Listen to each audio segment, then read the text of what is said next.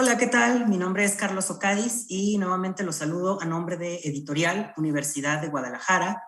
El día de hoy nos da mucho gusto estar presentes en esta 10ª Feria Internacional de la Lectura de Yucatán, edición 2022. El día de hoy vamos a hablar de un título llamado Instrucciones para armar museos de ciencias, una obra hecha con la intención de reunir las experiencias de museólogos y de divulgadores científicos al momento de desarrollar estos recintos. Experiencias positivas, pero también aquellas que han representado áreas de oportunidad y mejora. Estamos el día de hoy con Juan Nepote, uno de los coordinadores de esta obra, quien desde hace más de 20 años ha desarrollado actividades de comunicación de la ciencia en escuelas, museos, radio y prensa escrita. Autor de libros publicados en Brasil, Argentina y México. Juan, muchísimas gracias por acompañarnos nuevamente. Hola Carlos, gracias, muchas gracias por la invitación y por propiciar esta charla con todas las personas que acuden, ya sea presencialmente y que están de alguna manera ahí cerca de las instalaciones de la Feria de Filey, como todos aquellos que es de cualquier otra parte del mundo. Esa es una de las ventajas de estos tiempos pandémicos tan desafiantes, pues nos ha permitido estar en contacto desde distintas geografías. Entonces, un gusto conversar nuevamente. Así es, Juan. Entonces, pues bueno, para arrancar, ¿cómo surgen estas instrucciones para armar museos de ciencias? Pues yo creo que está muy bien comenzar por el principio.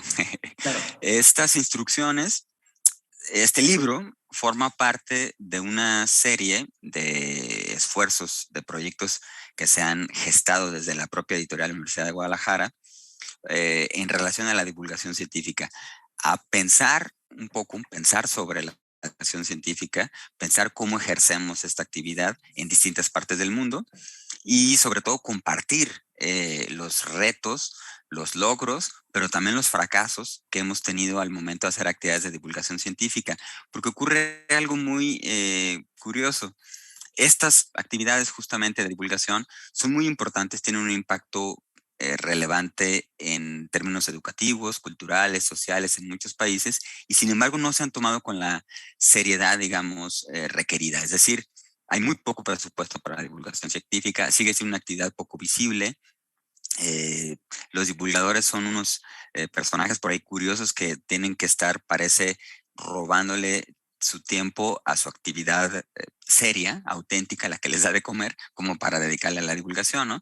Entonces, al darnos cuenta entre muchos miembros de esta comunidad, que es grande, aunque no lo parezca, en todo el mundo, que tenemos los mismos problemas, pensamos que a lo mejor podíamos encontrar soluciones entre todos. Y comenzamos por compartir nuestras experiencias. Nos encontrábamos de repente en congresos o nos mandamos algunos mails, nos enteramos qué está haciendo algún otro colega o amigo en alguna otra parte, pero luego nunca hay oportunidad de escribir y ponernos de verdad a compartir a un nivel más profundo estas experiencias. Entonces, hace poco más de 5 años, Diego Golombek, un colega argentino verdaderamente prodigioso en estos avatares de la divulgación, tuvo a bien sumarse a un proyecto que yo le propuse para hacer un libro que se llamó Instrucciones para contagiar la ciencia. Y ahí entonces invitamos a unos colegas de Hispanoamérica a que nos contaran sus experiencias. Entonces ahora, unos años después, pensamos, Claudia Aguirre, mi colega en la coordinación de estos dos nuevos libros, pensamos ella y yo que era momento de hacer una nueva edición o volvernos a encontrar a ver qué nuevas cosas habíamos descubierto en estos años. Y entonces creamos dos libros. Uno es justamente ese que mencionas, Carlos, que es del cual hablaremos un poco a detalle, Instrucciones para armar museos de ciencias, pero lo acompaña un primo hermano, que aquí le voy a mostrar muy rápido, que es Instrucciones para hacer de la ciencia un drama o una comedia. Y en el caso de este volumen, invitamos a gente que se dedica al teatro, a las artes escénicas, al performance, como vehículo para interesar al resto de la población por temas de ciencia. Es algo que se hace poco en México y entonces creo que tiene una aportación importante este volumen en ese sentido, porque no nos damos cuenta que la divulgación científica puede ser mucho más rica, creativa, plural, flexible de lo que lo solemos hacer en nuestro país. Y el otro libro, Instrucciones para armar museos de ciencias, pues ya lo decías muy bien tú, tiene que ver con preguntas básicas. ¿Por qué hacemos museos de ciencias? ¿Para qué los hacemos? ¿Funcionan? ¿No funcionan? ¿Cómo los hacemos? ¿Quién va a ellos? ¿Qué papel juegan los textos, por ejemplo, en los museos de ciencia, que se supone que son interactivos sobre todo? Inclusive, ¿cómo será la interacción, la interactividad, lo que reconocíamos antes como picar botones, jugar un software, en momentos en los que tenemos una especie de tactofobia? O sea, no hay que tocar las cosas por el tema del COVID, y entonces los museos tienen que replantear.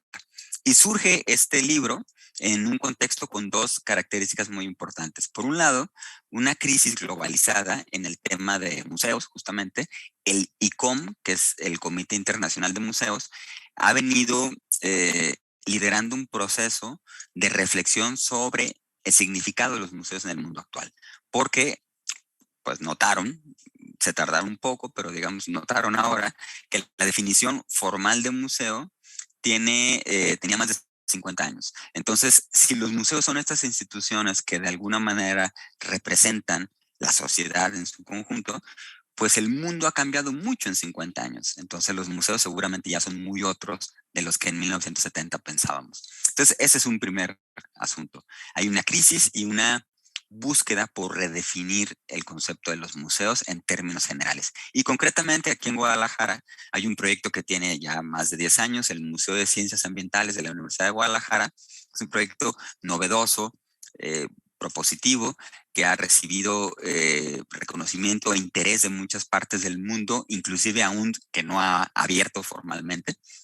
Sin embargo, ya tiene muchas actividades. Tiene un programa, por ejemplo, de ciclo de la muestra de cine socioambiental, que ya se hace desde hace muchos años. Convoca cada año al Premio Internacional de Literatura Ciudad y Naturaleza José Emilio Pacheco. O sea, el Museo de Ciencias Ambientales de la Universidad de Guadalajara está en construcción y ha estado muy vivo desde hace 10 años. Y surgió una dificultad operativa porque hubo un recorte presupuestal que desde el gobierno del estado de Jalisco se decidió cortar de tajo con ese apoyo.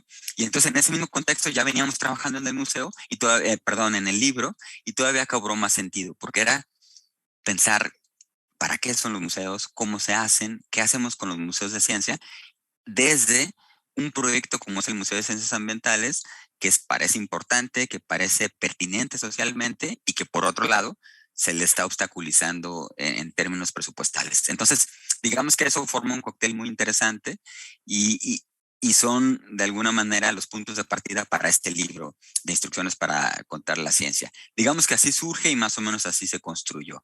Luego, el otro componente es que se trata de libros colectivos.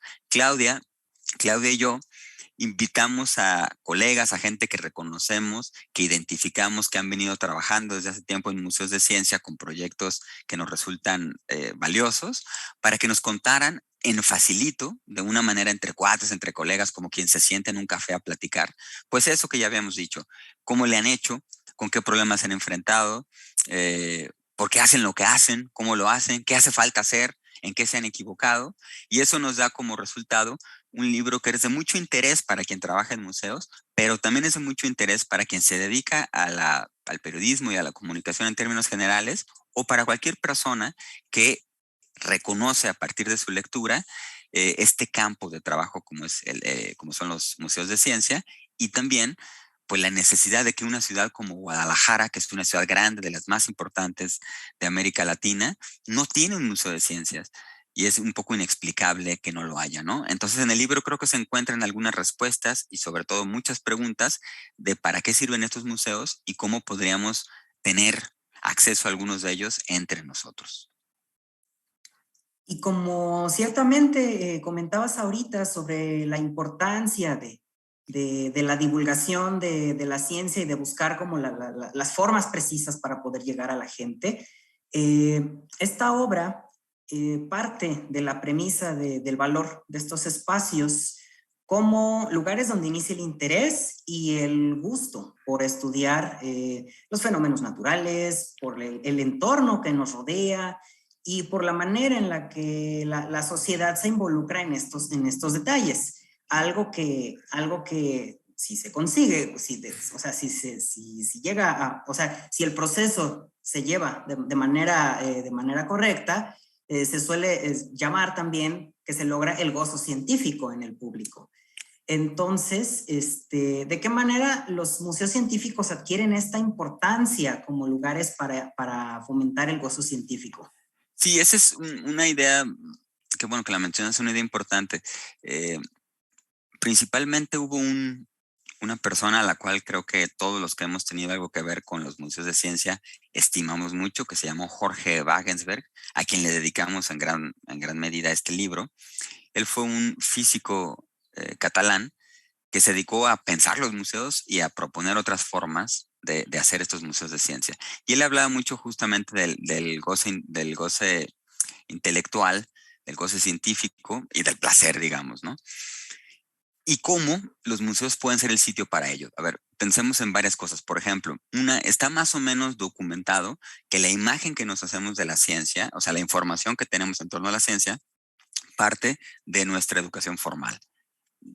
Sea el tiempo que haya sido, que hayamos tenido algo de esta educación, accedemos a algunos conceptos, ideas, nociones que nos permiten más o menos construirnos una imagen de la ciencia, la cual puede ser repelente para nosotros si nos parece que no tiene nada que ver con nada de lo que nos interesa, o como si la ciencia no tuviera nada que ver con nosotros mismos, o bien nos seduce y nos interesa, ¿no? Pero mucho pasa por exámenes, eso, lo que es la educación formal, un aula, un docente que te da una cátedra magistral, que te dice algo y luego te lo pregunta y casi lo tienes que decir de la misma forma o si no repruebas. Y en los museos sucede que tenemos una gran cantidad de estímulos, o sea, es un espacio al cual todas las personas pueden acceder. En algunos casos tiene un costo, en otros no, en fin, ¿no? Pero bueno, es un espacio que no tiene prerequisitos. No necesitas haber aprendido algo antes para ir a uno de estos museos. No hay exámenes, nadie reprueba por ir a un museo. Hay muchas rutas para transitar por ellos y no tienes que seguir un camino lineal. No tienes que haber pasado álgebra 1, álgebra 2, pero antes fracciones y antes aritmética elemental, como para llegar al cálculo, que puede ser lo más padre, ¿no? En un museo de ciencias, tú puedes empezar por algo que aparentemente es muy complejo y luego bajar a algo un poco más sencillo, o hacer tus propias conclusiones, tus propias inferencias a partir de estímulos de diferente naturaleza. Hay textos, hay escritos, hay pantallas, hay sensaciones sonoras, hay paisajes sonoros, hay software. O sea, hay una pluralidad de recursos que permite a ti mismo hacerte cargo de tu recorrido y de tu ruta, y eso nos abre la mente y los sentidos de una manera muy distinta a lo que pasa en el aula. Entonces, en gran medida ahí está el potencial de los museos, en ese poder democrático que apela a todos los sentidos de todas las personas, que hace una especie de bienvenida para todo aquel que quiera cruzar sus muros. Y hay muchos trabajos ya publicados sobre el impacto que han tenido los museos de ciencia y el resto de los museos en la formación de personajes importantes o que han hecho alguna aportación relevante a la humanidad, digamos, ¿no? Es decir, mucha gente ha aprendido mucho de lo que sabe o se ha interesado, se ha sensibilizado hacia muchas de las cosas que le interesan en un museo. Entonces, he ahí parte de la gran fuerza, porque se trata entonces de un espacio para el goce, para la conversación, para el diálogo. Están diseñados o se busca que estén diseñados como para gozarlos, para que sea algo placentero, para que sea como ir al bosque una, tres, cuatro, cinco veces, o ir al mar.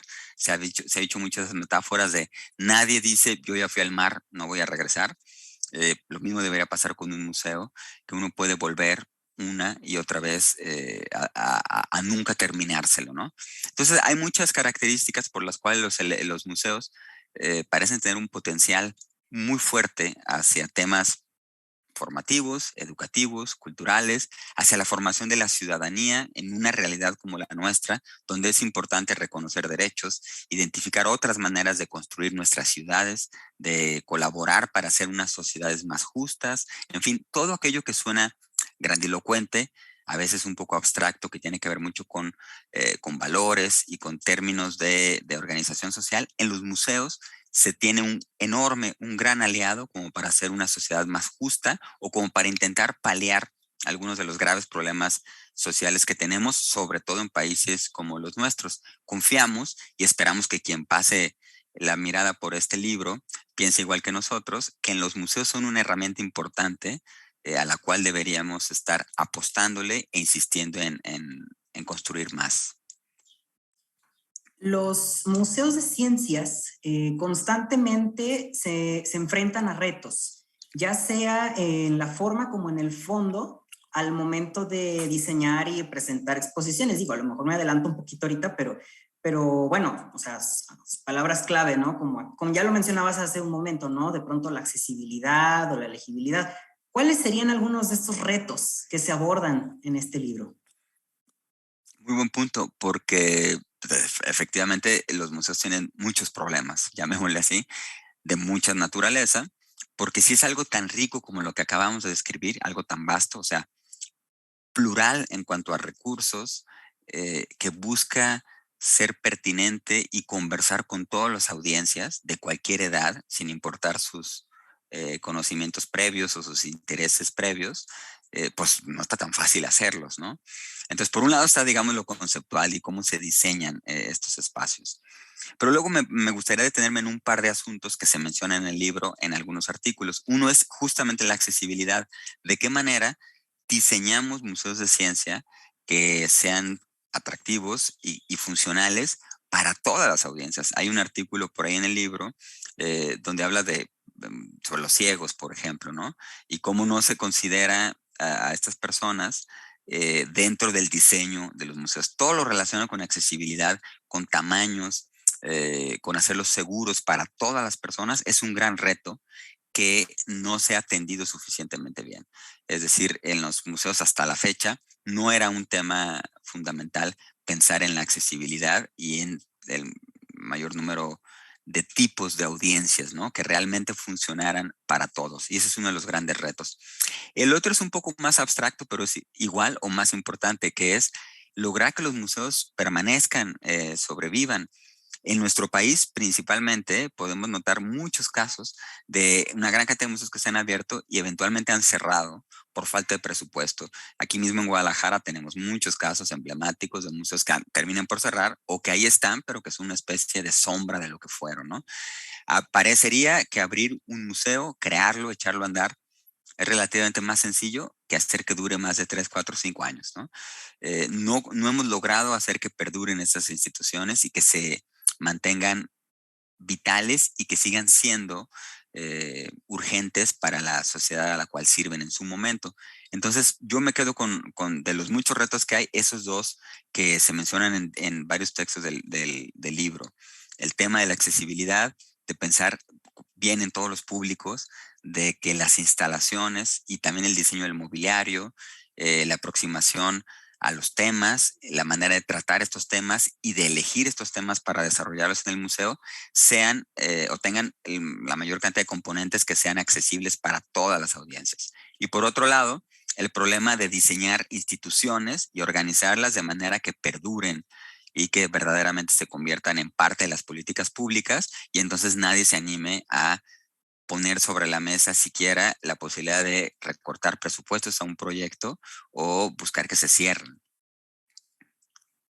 ¿Qué podría ser o cuáles podrían ser de alguna manera algunas claves para que no mueran los museos de ciencias? Porque sí, efectivamente, recuerdo el caso del Museo Planetario en Guadalajara que desgraciadamente cerró y que bueno, ahorita hace unos años surgió una nueva propuesta y esperamos con todos los éxitos que perdure, pero ¿qué podemos hacer para evitar que mueran? Porque es algo que efectivamente tienen como un riesgo constante, no nada más digo aquí en Guadalajara, sino también en otras ciudades de México y del mundo, ¿no? Sí, es facilísimo encontrar ejemplos de espacios que terminan por cerrar y algunos que han logrado volver a abrir después de haber cerrado o pasar por un proceso de renovación y más o menos estar por ahí tambaleando, pero que ahí continúa, ¿no? Yo creo que nos sirve como posible respuesta el caso del Planetario de Guadalajara aquí entre nosotros, porque es un proyecto emblemático que mucha gente lo recuerda con enorme cariño y con gran nostalgia. Todo el mundo quisiera que hubiera perdurado, ¿no? Fue además uno de los primeros centros de ciencias, planetarios centros de ciencias aquí en México, en los años 80. Y el principal problema que tuvo fue de organización, es decir, nunca se le colocó dentro del organigrama del gobierno del Ayuntamiento de Guadalajara. El Ayuntamiento de Guadalajara era el responsable del proyecto y nunca se le logró colocar dentro de ese organigrama de una forma que tuviera un presupuesto constante y se lograra que se mantuviera. Entonces, no hay una fórmula porque no hemos encontrado ejemplos de proyectos que sí duren bien y funcionen correctamente, ¿no? Un caso aquí mismo también local, más o menos semejante, puede ser el del Zoológico de Guadalajara, que no es un museo, pero que ha durado casi 30 años, alrededor de 30 años, muy bien. O sea, cada cierto tiempo se renueva, está muy bien organizado, muy bien gestionado, y entonces no está clara cuál sea la fórmula del éxito. Por eso estamos haciendo estos libros, para hacernos preguntas y ver si encontramos esa posible respuesta. Pero creo que tendría que ver con algo que parece muy sencillo, como tomarlos en serio. Eh, Nadie, por ejemplo, ha pensado en desaparecer la Secretaría de Educación Jalisco, ¿no? Entre nosotros. ¿Por qué? Pues porque parece que no sería buena idea quitar el sistema de educación escolar. O sea, parece que sería mala idea desmontar y desmantelar lo que se ha logrado con las escuelas en todo el estado. Eso debería ocurrir también con el tema de los museos, que pensáramos que requieren un presupuesto, una planeación a mediano y largo plazo, y que se tomaran con suficiente seriedad en su gestión y organización como para que no fuera posible que alguien saliera con la ocurrencia de simplemente desaparecerlo o pensar que es prescindible. Entonces creo que tiene que ver con eso, con una buena planeación y miradas de largo alcance. Hay otros museos en el mundo, estos ya muy, muy célebres, que vemos que pues, ahí están después de muchos años, ¿no? Pero también tienen sus problemas, o sea, no es sencillo el bicho museo, tiene muchas aristas, tiene muchas complejidades y por eso es igual de apasionante. Por eso creo que la lectura de instrucciones para armar museos de ciencias, que desde luego no vienen las instrucciones para armar museos de ciencias, no sabemos cómo hay que armar los museos de ciencias adecuadamente. Se trata de una provocación el título, por supuesto, pero bueno, conducen al lector hacia hacerse este tipo de preguntas y seguir dándole vueltas sobre estas instituciones. Claro, y justamente lo que mencionabas es muy cierto, ¿no? Que de entrada pues hay que tomarlos como más en serio. Habría que buscar una manera de promover esta importancia. Yo hago una cita de una idea que haces en el libro que menciona: si las personas llegan a sentir que comprenden el mundo a su alrededor, o cuando menos, si tienen la convicción de que ellos podrían entenderlo si lo quisieran, entonces y solo entonces serán capaces de creer que mediante sus decisiones y acciones ellos pueden hacer una diferencia. Entonces, pues bueno, con esto definitivamente intuimos, inferimos que los museos de ciencias, como ya lo mencionabas hace un momento, son agentes de cambio muy importantes. Y pues bueno, aquí justamente en Guadalajara, pues está en desarrollo, como lo mencionabas, el Museo de Ciencias Ambientales. Entonces, pues bueno, platícanos un poco, ¿qué ofrece este espacio? ¿Cuál es el potencial de una obra como esta en la región, ¿no? ¿A qué público va dirigido? ¿Qué pretende hacer? ¿Qué pretende conseguir? ¿Cómo lo piensa hacer? Cosas así. Sí, tienes mucha razón al traer aquí a la memoria de Frank Oppenheimer, que fue quien dijo esta frase que leías hace un momento, que es una especie de brújula para los museos de ciencia, ¿no? Frank Oppenheimer trabajó en el proyecto Manhattan junto con su hermano, no el de las paletas, que a lo mejor recordamos por aquí en esta capital de Jalisco, sino aquel gran proyecto con resultados terribles como fue la creación y eventual lanzamiento de 2 bombas atómicas sobre Japón en la Segunda Guerra Mundial. Eh, si hacemos a un lado por un momento el aspecto social histórico del evento y solo pensamos en la parte de ciencia, como si la ciencia no tuviera ética, moral y valores también, se trató del proyecto más ambicioso hasta el momento y pues uno de los más grandes que ha habido en la historia de la humanidad, de desarrollo tecnocientífico. De tal forma que en solamente 2 años lograron resultados de ciencia y de tecnología, de ingeniería, que no se habían conseguido en décadas. Todo porque hubo mucho presupuesto, hubo mucho billete y había la premura de ganar la guerra, ¿no? Entonces, pues bueno, es un caso también paradigmático en la historia de la ciencia. Pero otra de las consecuencias que hubo para quienes trabajaban en el proyecto Manhattan fue un gran cargo de conciencia. Después de la Segunda Guerra y de ver las atrocidades que habían provocado el lanzamiento de las bombas atómicas, hubo una revolución de algunos científicos por pensar qué hacemos con la ciencia y para qué sirve. Oppenheimer decidió salir un poco, además luego lo persiguió el gobierno gringo y le prohibió seguir trabajando como investigador científico y se fue a vivir al campo y para no hacer el cuento largo, en algún momento, casualmente, tuvo ante sí un gran pabellón que le rentaron por $1 para que él pusiera sus juguetes. Él pensaba que se podían construir algo que ahora le llamamos exhibits, estas cosas que tienen los museos de ciencia interactivos, en un gran pabellón y que se podía aprender ciencia o interesar a la gente por la ciencia en ese pabellón. Ese proyecto se llamó Exploratorium, que está en San Francisco, y es el abuelito de los museos y centros de ciencia modernos, ¿no? Se inauguró en el 69 y desde entonces para acá sigue siendo un instrumento muy potente para la educación.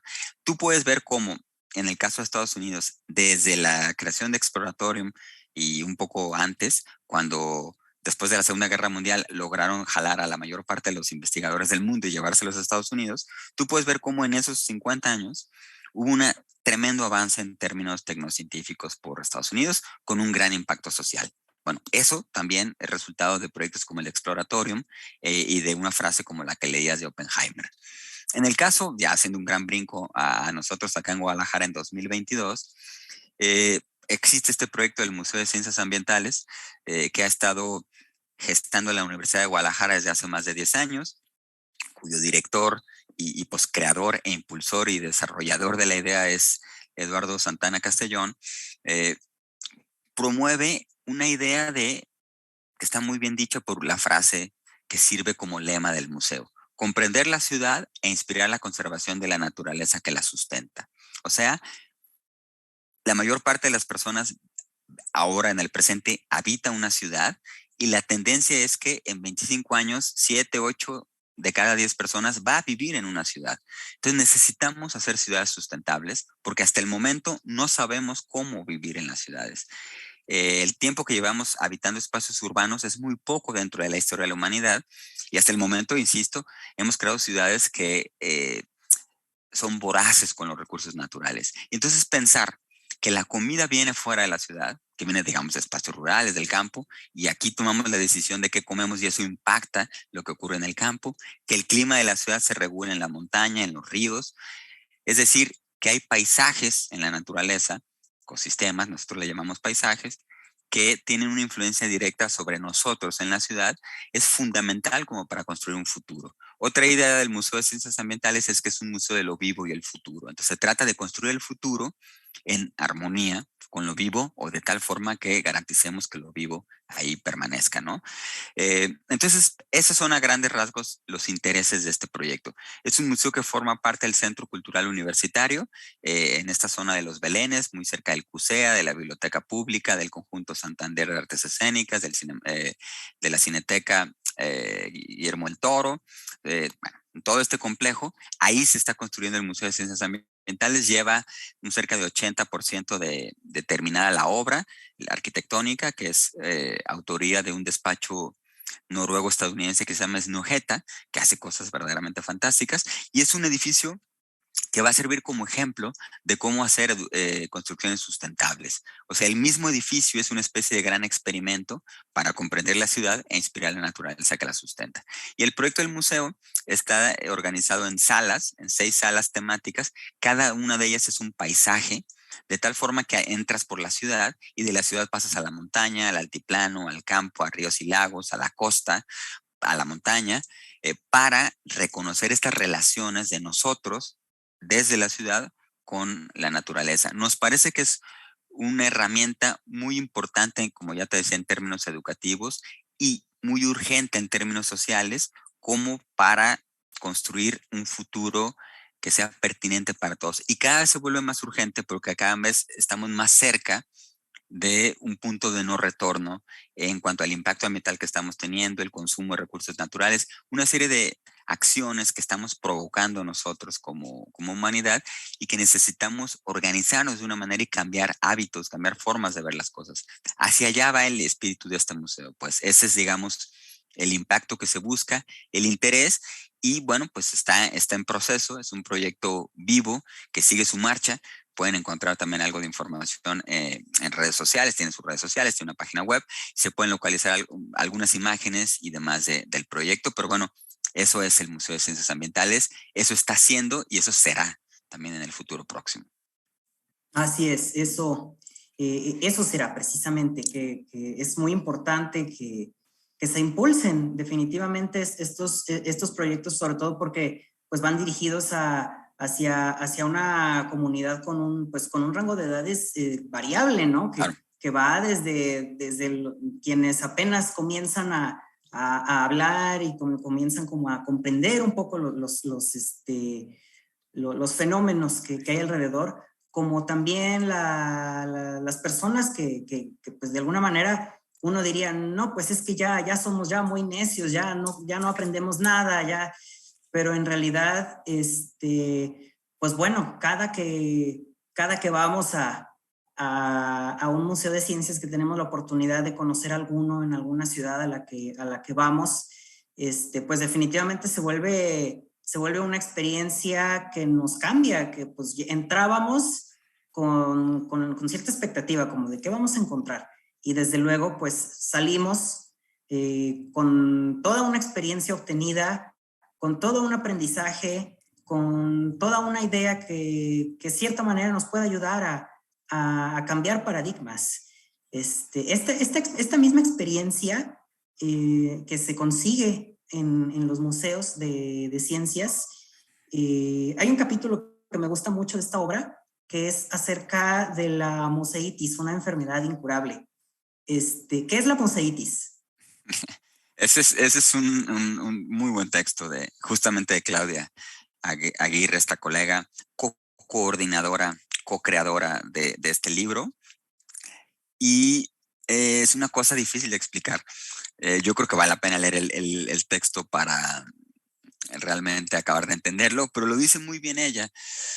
Hay una especie de mal que le pica a quien acude a los museos, porque tú empiezas por ir alguna vez y luego te quieres ir otra vez más, y luego otra vez más, y luego te haces asiduo a ellos. Y luego no basta con solo ir a los museos, sino que entonces quieres trabajar en un museo de ellos. Y una vez que trabajas en un museo, pues no quieres trabajar en otra cosa y te parece que es importante, que hay que hacer más o que hay que hacer libros para que más gente haga museos, y entonces se convierte en una especie de enfermedad. Entonces, Claudia hace un recorrido por esa peculiar patología de la museitis, que nos sirve también como metáfora para pensar en el potencial que tienen estas instituciones de cambio, como decías hace un momento, de cambio de hábitos, de paradigmas. Y bueno, esa es otra forma de verlo también. Se busca que la gente, como te decía, vaya más de una vez a un museo y construya todo un proceso en compañía o desde los museos. Y eso también le pasa a quien trabaja en un museo y quien está ya poseído de esta museitis que decía la querida Claudia. Es algo que se queda ya inoculado y es difícil sacudírselo. Pero es un hábito, una costumbre por hacerte preguntas, por cuestionar más o menos todo ante lo que te encuentras, por ver el mundo como si fuera un gran laboratorio, por hacer inferencias y relacionar cosas que aparentemente no tenían nada que ver entre sí. Pero bueno, todo eso es una manera de pensamiento y de formas de habitar el mundo que te propicia el estar como visitante asiduo de un museo o estar trabajando en él. Digamos que son resultado de esa museitis de la que habla Claudia. Claro. Entonces pues bueno, para comenzar como a redondear esta presentación, ¿qué esperarías de reunir estas instrucciones? Pues mira, yo espero dos cosas y creo que se han cumplido. Una por lo menos, la otra seguirá pasando. Una era propiciar un diálogo entre colegas, entre amigos, y encontrar un espacio común para dialogar sobre los temas. Ese espacio común fue este libro, a fin de cuentas, con una enorme generosidad. Estos colegas de distintas partes del mundo aceptaron participar en la conversación, entregar sus textos de una manera muy generosa y que los pudiéramos reunir en este libro, que además es muy bonito materialmente, como lo suele hacer siempre la editorial Universidad de Guadalajara.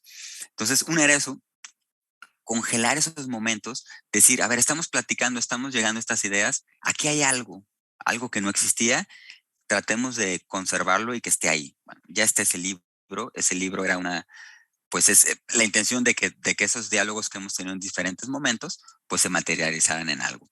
Y por otra parte, el otro es abrir esa conversación a otras personas que no parece que en un principio no son parte de esta comunidad o no tienen nada que ver directamente con los museos. O sea, interesar aún más a otros públicos, a otros lectores sobre lo que pasa en los museos y también pedir su ayuda.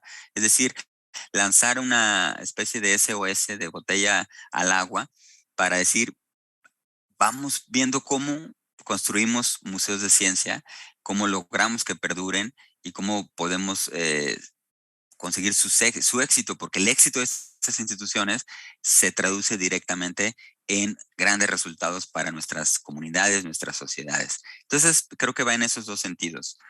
Algo más endogámico, más para nuestros cuates, que es reunirnos y poder pasar lo efímero de las conversaciones y de los exabruptos que tenemos cuando nos vemos y que nos quejamos de que no hay presupuesto, o nos quejamos que la gente no va a los museos, o nos quejamos de tantas cosas, y convertirlo en algo más, que es este libro. Y por otro lado, lanzar este gancho que jale a otras personas con unas lecturas y unas historias que creo que pueden ser atractivas para todos.